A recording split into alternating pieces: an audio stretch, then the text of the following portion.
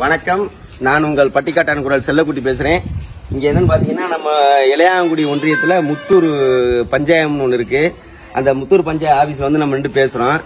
இன்னைக்கு இல்லந்தோறும் வீடுதோறும் மக்களுக்கு வந்து சுத்தமான குடிநீர் வழங்க திட்டத்தை வந்து பிரதமர் நரேந்திர மோடி அவர்கள் வந்து தொடங்கி வச்சிருக்காங்க. அது வந்து இப்ப தமிழ்நாடு முழுக்க இந்தியா முழுக்கவும் எல்லா ஊர்கள்லயும் அது செயல்பட்டுக்கிட்டு வருது. எல்லா இடத்துலயும் பாதி இடத்துக்கு போயிருச்சு. இப்ப எல்லாரும் பைப் லைன் பதிச்சுட்டு வராங்க. ஆனா இந்த ஸ்டிக்கர் ஒட்டுற திமுக அரசு என்ன வேலை செஞ்சு வச்சிருக்குன்னு பாருங்க. இங்க வா, இது என்னது? வீடுதோறும் குடிநீர் அப்படின்னு சொல்லியிருக்காங்க. கீழே என்ன? ஜல் ஜீவன் இயக்கம்.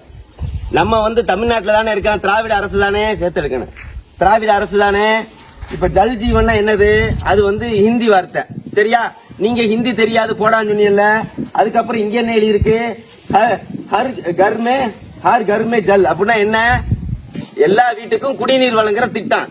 இது வந்து முழுக்க மத்திய கவர்மெண்டோட திட்டத்தை நீ மாநில கவர்மெண்ட் எதுக்கு ஸ்டிக்கர் போட்டு உங்க லோகோ போட்டு மோடி படம் காணோம், இதுல ஸ்டாலின் படத்தை போட்டு வச்சிருக்கு? இந்த மாதிரி விளம்பரம் தேவையா? இந்த மானங்கட்ட பொழப்பும் எதுக்கு உங்களுக்கு?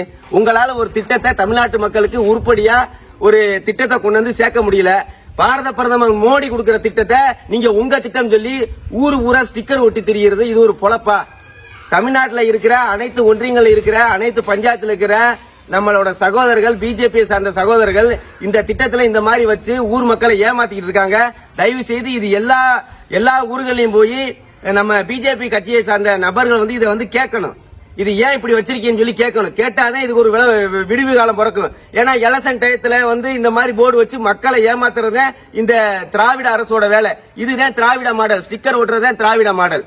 நன்றி, வணக்கம்.